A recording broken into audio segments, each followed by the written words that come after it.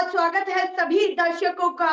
मैं मीरा राजपूत आज एक ऐसी खबर से शुरुआत करना चाहती हूँ जिसको सुन करके शायद आज पूरा देश चौंक जाए, क्योंकि खबर ही कुछ ऐसी है।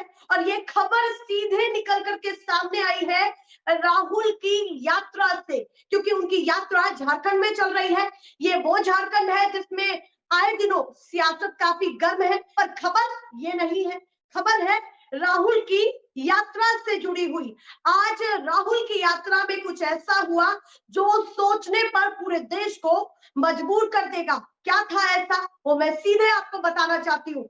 राहुल की यात्रा के बीच में जब जनसभा का कार्यक्रम शुरू हुआ, राहुल भाषण दे रहे थे और भाषण के बीच में कुछ नौजवान, कुछ कर्मी जनसभा के बीच में आए। वो कर्मी थे HEC के कर्मी। ये HEC वो है जिसने चंद्रयान के उपकरण बनाए थे, यानी कि चंद्रयान 3 के समय उस प्रोसेसिंग में इनकी महत्वपूर्ण भूमिका रही थी। और आपको याद होगा कि जब चंद्रयान 3 की बातें जोरों शोरों से उठ रही थी, तो उस बीच में एक खबर और थी जो चर्चाओं का विषय बन गई कि ये उन कर्मियों ने तैयार किया जिनकी सैलरी पिछले 18 महीने से नहीं मिली हुई है, वो कर्मी थे। पर अब कुछ ऐसा हो चुका है कि उन्होंने ये सोचा कि राहुल की यात्रा में चले, क्योंकि ये तस्वीरें निकल करके अब सामने आई है कि वो राहुल की यात्रा में तमाम कर्मी पाए गए। क्योंकि अभी कुछ ही दिन पहले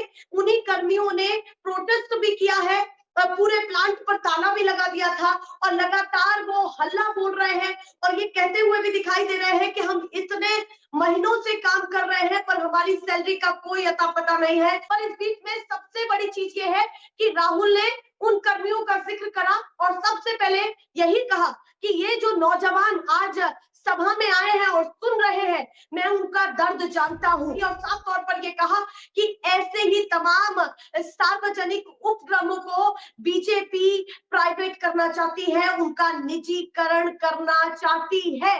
और ऐसे ही तस्वीरें पहले भी मुझे देखने के लिए मिली है। उन्होंने ये भी कहा कि जिस तरीके से अब वो भी यहाँ पर मौजूद है जो लोग लगातार भागीदारी दे रहे थे, कामकाज कर रहे थे, आज उन्हें भी मजबूरन सड़कों पर उतरना पड़ रहा है।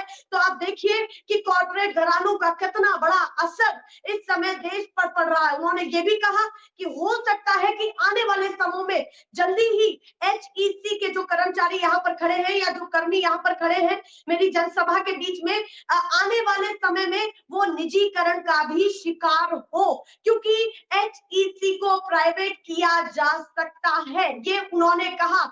और कहीं ना कहीं कर्मियों के दिमाग में ये भी आया होगा कि इतने दिन, इतने महीनों की सैलरी हमारी रुकी हुई है, हमने इतनी सारी चीजें महत्वपूर्ण की है, चंद्रयान 3 जैसी चीजों में अपनी महत्वपूर्ण भूमिका अदा की है देश के लिए। तो कहीं ना कहीं बहुत सारे सवाल उनके बीच में आ गए, पर उन्होंने राहुल की यात्रा को क्यों चुना, ये सबसे महत्वपूर्ण चीज है। पूरे देश को पता है कि राहुल गांधी इससे पहले भी यात्रा कर चुके हैं और अब उनकी भारत जोड़ो न्याय यात्रा चल रही है। पर उस भारत जोड़ो न्याय यात्रा में जिस तरीके से वो लगातार कभी नौजवानों से बात करते हुए दिखते हैं, कभी मजदूरों से बात करते हुए दिखते हैं, कभी किसानी वर्ग से बात करते हुए दिखते हैं, कभी अग्निवीर से जुड़े हुए लोगों से बात करते हैं, ऐसे तमाम तबकों से मिलकर के वो बातचीत करते हैं। तो कहीं ना कहीं हो सकता है कि उन कर्मियों ने भी ये सोचा हो कि राहुल गांधी हमारी आवाज को उठा सकते हैं। जिस तरीके से ये सारी चीजें चल रही है, उसी बीच उन्होंने ये भी कहा कि हम चाहते हैं कि पूरे देश में जाति जनगणना होनी चाहिए। उन्होंने 2 एग्जाम्पल बहुत बड़े दिए अपनी सरकार के, या फिर जहां उनकी सरकार है उसके एग्जाम्पल दिए। उन्होंने ये कहा कि देखिए बिहार में हमने की और उसके साथ साथ तेलंगाना से भी ये वादा पूरा होता हुआ दिखाई दे रहा है कि वहां पर भी कुछ महीनों के अंदर सरकार अपना वायदा निभाते हुए जल्द ही ये सारी चीजों को सार्वजनिक करेगी कि कौन किस किस जाति के कितने लोग हैं, क्या समीकरण है, कौन कितने प्रतिशत है, और उसके हिसाब से लोगों को न्याय मिले। ये सारी चीजें काफी महत्वपूर्ण हो जाती है आज की उनकी इस यात्रा के बीच में। और सबसे महत्वपूर्ण तो ये है कि राहुल गांधी ने उस क्षेत्र में जनसभा की है जो बीजेपी का गढ़ है। बीजेपी के गढ़ में इतना जन सैलाब, इस तरीके से जन सैलाब होना ये काफी महत्वपूर्ण है कि बीजेपी के गढ़ में इतनी भीड़ राहुल गांधी को देखने के लिए आती है, तो क्या ऐसा तो नहीं कि कहीं ना कहीं अंदर खाने एक बड़ी नाराजगी लोगों में दिख रही है, वो विरोध उनमें है और कहीं ना कहीं वो राहुल की यात्रा के जरिए वो दिखा रहे हैं, जता रहे हैं क्या क्या परेशानियां हैं, वो सारी चीजें निकल करके सामने आ रही है। पर एक चीज आज काफी महत्वपूर्ण ये भी हुई कि अब इंडिया गठबंधन के जो और भी चेहरे हैं, जो बड़े चेहरे हैं, वो भी खुल करके समर्थन देते हुए और ऐलान करते हुए दिख रहे हैं। उनमें से एक चंपई सोरेन को भी देख लीजिए, जो अभी हाल ही में झारखंड के मुख्यमंत्री बने हैं हेमंत सोरेन के बाद। तो उनकी भी मैं बात करूं तो उन्होंने भी खुल करके ये कहा है कि इंडिया गठबंधन और मजबूत होता चला जाएगा। उन्होंने ये भी कहा कि हमारी सरकार को या फिर कहीं ना कहीं हमको तोड़ने की कोशिश की जा रही है, पर हम ऐसे ही इस लड़ाई को लड़ते रहेंगे। हम आदिवासी की आवाज को उठाते रहेंगे, हम ओबीसी की आवाज को उठाते रहेंगे, हम एससी की आवाज को उठाते रहेंगे, हम एसटी की आवाज को उठाते रहेंगे।